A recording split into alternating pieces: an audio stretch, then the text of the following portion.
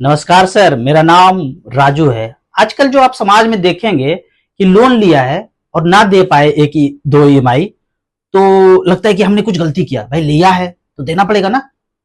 और ना दे पाए, कुछ ऐसा हो गया तो बैंक ताला लगा देता है, कुर्की कर देता है, पुलिस भी आ जाते हैं, वकील भी, जज भी, सब एक तरफा डिसीजन हो जाता है कि भाई होगा, आपने तो लिया था तो देना पड़ेगा। तो पहले एक वीडियो क्लिप देखते हैं, उसके बाद देखते हैं कि जो आप सोच रहे हैं कि गिल्ट फील कर रहे हैं कि मुझे तो देना पड़ेगा, लिया था, लेकिन एक सच्चाई जानेंगे तो पता चलेगा कि अगर आपने एक किस्त भी दिया है, 1 करोड़ का लोन लिया, 1 लाख दिया, तो आपको लेना लेना बनता है, देना कुछ नहीं बनता है। तो पहले एक वीडियो क्लिप देखते हैं। यहाँ साइन करवानी है एप्लीकेंट की, इधर को एप्लीकेंट की, और कोई डाउट होता है तो उसमें गारंटर ऐड करते हैं। तो यहाँ गारंटर की होनी चाहिए। इसके अलावा ना तो बैंक के मैनेजर को पता होता है, ना एरिया मैनेजर को पता होता है, ना सेल्स मैनेजर या एग्जीक्यूटिव लेवल का बंदा, यानी ए से लेकर के ईएफ लेवल 5-6 बंदे जो अपने को मिलते हैं, कोई प्रॉपर्टी विजिट पे आता है, कोई बिजनेस विजिट पे, उनको सिर्फ टारगेट के अलावा और कुछ नहीं बताया जाता है। ऑनेस्टली मैं भी बोलता हूँ, मेरा जो लास्ट जॉब था छोलामंडलम हाउसिंग फाइनेंस में एरिया मैनेजर का, जो राजस्थान में मैं 5 जिले देखता था, तो उसमें भी एग्रीमेंट में क्या है ये ऊपर किसी को नहीं पता होता था। कहाँ क्या करना इतना ही बताया जाता था। तो मैंने भी सर का वीडियो देखा। एक मेरे फ्रेंड्स का ही घर है ना, सेम लॉक हुआ था, 4 महीने वो घर से बाहर बैठा था। उस समय मैं भी डरता था क्योंकि मुझे भी तो अपना रोजगार चलाना था। मेरी सैलरी थी ₹1,00,000 समथिंग, तो अपने पास ऑप्शन नहीं था ना कि यार ₹1,00,000 कौन ठोकर मारे। तो सर बांदीकुई में एक राजेश सैनी करके है, उनके थ्रू वो आपके वीडियो हमें भेजते थे। तो उनके थ्रू पता चला कि अगर बैंक आपकी प्रॉपर्टी को लॉक कर नहीं सकता और कर सकता है तो आप क्या कर सकते हो। तो उस बंदे ने सबसे पहले तो बिना जानकारी में किसी वकील को हायर किया था। उस वकील ने उसका केस लड़ा, तो शायद सुनने में आया कि बैंक वालों ने उस वकील को ही खरीद लिया था। उसने 60-70 हजार का खर्चा किया। फिर वकील है उस कोर्ट से ये लिख के आया कि भाई आप है ना 60% payment, for example 10 lakh pending थे, तो 60% पेमेंट अभी कर लो, बाकी में आपको छूट मिल जाएगी। तो उस बंदे ने कहा अगर मेरे पास 6 लाख भरने में होते तो मैं आपके पास क्यों आता। बैंक ने ये बोला था कि 3 किस्तें भर लो। तो उस बंदे ने बोला ये तो नहीं हो सकता, पॉसिबल नहीं है। तो उसने पैसे नहीं भरे। बैंक ने उसकी प्रॉपर्टी को कुर्क कर दिया, बोला पैसे भरो तो आपको अंदर आने देंगे। 4 महीने वो रेंट पे रहा। फिर सर का वीडियो देखा, वही फर्जी करेंसी वाला, एक उसने आवेदन लगाया। आवेदन लगाने के बाद में उस बंदे ने अपने हाथों से वो लॉक तोड़ा। बोला मैंने जो आपको आवेदन में शर्तें रखी है, उन शर्तों का आप जवाब दे दो, मैं पैसे भरने के लिए एग्री। हाँ, 4 महीने वो रेंट पे रहा, उसके पास इंफॉर्मेशन नहीं था ना। अब यहां पे समझते हैं कि क्यों ताला तोड़ दिया। ये में जज, वकील, आईएएस, आईपीएस, तहसीलदार, जो भी उनके साथ घर को ताला लगाने, कुर्की करने, घर से बाहर निकालने आते हैं। अब इस कहानी सब, एक कहानी बहुत जटिल है, समझ नहीं पाएंगे। 1600 शताब्दी से लेकर आज तक 500 साल से राज कर रहा है कोई, और एक देश पे नहीं राज कर रहा है। वो ईस्ट इंडिया कंपनी जहां 200 देश पे राज करता था, वो जिसका सूरज कभी नहीं डूबता था, पूरी मानव जाति को कैसे मूर्ख बनाया है समझते हैं। एक अमरीशपुरी का गांव है, जिसको आप आरबीआई बोल सकते हैं, कि गांव में चावल दाल इनके यहां से लेते हैं, साहूकार है ये, और गांव बदले में जो है ये रोकड़ा पैसा, डिजिटल पेटीएम, ये सब कुछ नहीं चलता था। आम दूर दराज जंगल से तोड़ के लाता था, 1 किलो आम देता था, 1 किलो चावल मिलता था। 1 किलो आम देता था, चावल मिलता था। लेकिन गांव के लोग ज्यादा आम तोड़ के लेते आता था, 100 किलो, 200 किलो, 10 किलो ऐसे करके लाता था। तो इतना चावल तो चाहिए नहीं, एक दिन जीवन यापन करने के लिए 1 किलो चाहिए। तो अमरीशपुरी क्या करता था, 1 किलो आम दिया तो इधर से उनको चावल नहीं चाहिए था, तो उसमें पर्ची भी लिखता था 1 पैकेट चावल अदा करने का वचन देता हूं। अमरीशपुरी साइन कर देता, 1 पैकेट चावल अदा करने का वचन देता हूं। और सारा आम वो क्या करता था, बाहर एक्सपोर्ट करता था, एक्सपोर्ट करके वो गोल्ड लेता था। तो गोल्ड का भरमार हो गया था अमरीशपुरी के पास, भरमार। दुनिया में कहीं जितना गोल्ड नहीं था उतना अमरीशपुरी के पास था। तो इस तरह से करके चलता गया। लेकिन बाद में जो है ना, अमरीशपुरी का बेटा पढ़ा लिखा आया, उसने बोला अंदर अंदर एक्ट को चेंज कर दिया कि बोला अब से 1 किलोग्राम इक्वल टू 700 ग्राम। मतलब अब जो कोई पर्ची लौटाएंगे, बाबा दादा ने आम जमा किया था, पर्ची जब भी लौटाते तो चावल मिल जाता, 1 किलो मिलता, पर्ची था उनके पास, 10 पर्ची था, मैं धारक को 1 पैकेट चावल अदा करने का वचन देता हूं। 1 पैकेट मतलब अमरीश पुरी बोला था 1 किलोग्राम दूंगा, बेईमानी नहीं करूंगा, एक्ट बना दिया।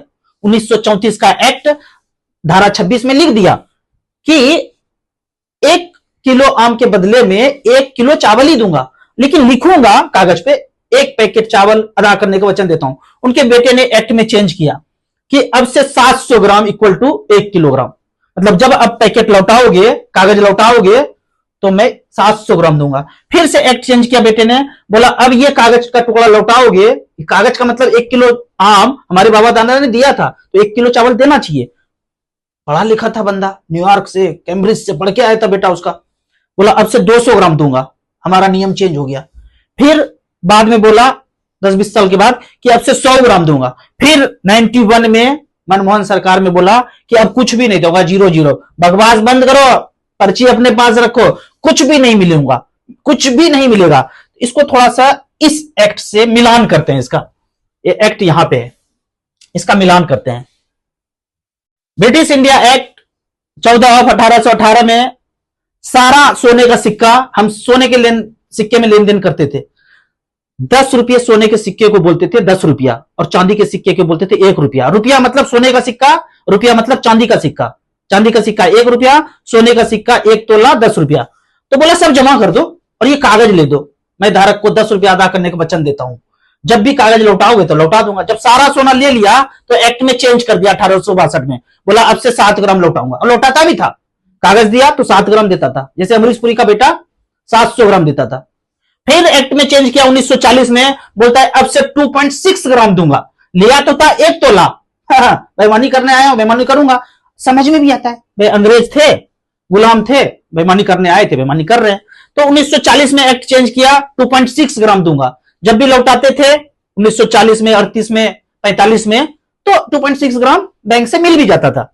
फिर जब आजाद हुए 1966 में एक्ट चेंज किया, आरबीआई अब आ गया। 1934 में आरबीआई का गठन हुआ, अंग्रेजों ने किया, ईस्ट इंडिया ने किया, इजराइल ने किया।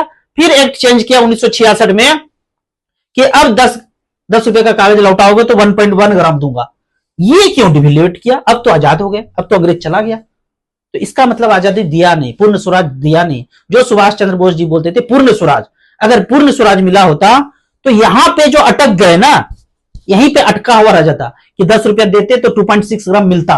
लेकिन पावर ट्रांसफर किया, अपने चेले चपेटों को बैठाया, एजेंटों को बैठाया, डरा के बैठाया, सबका फाइल एप्स्टीन में तैयार करके बैठाया कि जो बोलते हैं वही करना है तो करो। 1966 में 1.1 ग्राम, जब 91 में मनमोहन सरकार वित्त मंत्री थे, बोलता बकवास बंद करो, 10 रुपया में 0-0, कुछ नहीं मिलेगा, कागज रखो अपने पास। तो अब बताइए इसमें से असली रुपया कौन सा है? इसमें से असली कौन सा है? अमरीश पुरी के गांव वाला 1 किलोग्राम, 1000 ग्राम, 700 ग्राम, 200 ग्राम, 100 ग्राम या 0-0, इसमें असली किलोग्राम कौन सा है? तो बोलेंगे आप ये हाल है। इसमें कौन सा है? 1 तोला, 7 ग्राम, 2.6 ग्राम, 1.1 ग्राम, 0-0 गोल्ड, इसमें असली रुपया कौन सा है? तो असली रुपया यही है, भारत का असली रुपया यही है। तो अब आपको जो 10 रुपया है आपको मांगना है तो इस कागज के थ्रू मांगना है। यहां bank note is the legal tender of gold deposit to the RBI. जो अमरीश पुरी को पर्ची लौटाया था ना, तो पर्ची लौटाया तो उसके बदले में 1 किलो चावल ही चाहिए, क्योंकि आम लौटाया था। हमारे बाबा दादा जो सोने की चिड़िया बोलते हैं ना, सोना ही लौटाया था, बदले में कागज दिया था। तो ऐसे लिखना है कि निवेदन है भारतीय रिजर्व बैंक से कि जो आपका पेपर करेंसी 1882 का एक्ट है, सिक्का अधिनियम 1906 है, उसके अनुसार 15 रुपया इक्वल टू 1 तोला सोना 15 रुपया किया। जो एक्ट है वो 15 रुपया इक्वल टू 1 तोला सोना है। 15 रुपया लौटाएंगे तो 11.6 ग्राम मिलेगा। ये सारे किताब में लिखा हुआ है, उल गुलान किताब है और डिस्क्रिप्शन में किताब का दिया हुआ है, और रुपया मूल्य के मापक में सारे एक्ट, हमारा नहीं, वो अमरीश पुरी का एक्ट, वो आरबीआई का एक्ट बना हुआ है कि 15 रुपया लौटाओगे तो 1 तोला सोना दूंगा, यानी कि 1 रुपया इक्वल टू 777 मिलीग्राम सोना मिलेगा। तो आरबीआई का अधिनियम 1934 धारा 26 के अनुसार बैंक नोट मूल्य के भुगतान हेतु जारीकर्ता को जब भी मांगेंगे तो आपको दिया जाना है। तो 1 रुपया इक्वल टू 777 ग्राम, 10 रुपया इक्वल टू 7.7 ग्राम सोना चाहिए, 20 रुपये में 15.5 ग्राम सोना चाहिए, 50 रुपया का पर्ची लौटाऊंगा, रुपये का लीगल टेंडर मतलब सोने का लीगल टेंडर है ये, तो 38 ग्राम सोना, 100 रुपया का कागज लौटाऊंगा तो 77 ग्राम सोना, और 500 रुपया लौटाऊंगा तो 388 ग्राम सोना चाहिए। यहां साइन कीजिए बैंक में इस कागज के साथ, अपना नत्थी लगाइए, 100 रुपया, 200 रुपया, 500 रुपया का नोट साइन कीजिए, बैंक को दीजिए। 2, बेईमानी नहीं कर सकते। अब वो जो 1 करोड़ लोन लिया था बंदे ने, आपको 500 रुपया का नोट लगाना है और बैंक से लेना है 338 ग्राम सोना, और उस सोने को मार्केट में बेच दीजिए और बैंक का चुकता कर दीजिए। तो जहां जहां ताला लग रहा है, जहां जहां कुर्की जब्ती हो रहा है, तोड़ो और ये कागज लगाओ। और नहीं देता है तो कोर्ट में केस करो, कोर्ट जाओ, बैंक को बुलाओ, घसीटो, जज, वकील, जो खोपड़ी वाले लोग हैं उनसे पूछो कि असली कौन सा है, इसमें असली कौन सा है, असली रुपया कौन सा है। और जब आजाद हो गए तो डिविलवेट क्यों किया? झंडा ऊंचा रहे हमारा, 15 अगस्त जिंदाबाद, 26 जनवरी जिंदाबाद, और वो जो लाइन में लगा करके बचपन से जलेबी खाते हैं, मिठाई खाते हैं, वो माइंड सिंक्रोनाइज कर दिया कि आजाद आजाद आजाद। अरे जब आजाद है तो डिविलवेशन क्यों डिविलवेट कर रहा है? असली रुपया कौन सा है, इसमें असली मानक कौन सा है, किलोग्राम का असली मानक कौन सा है?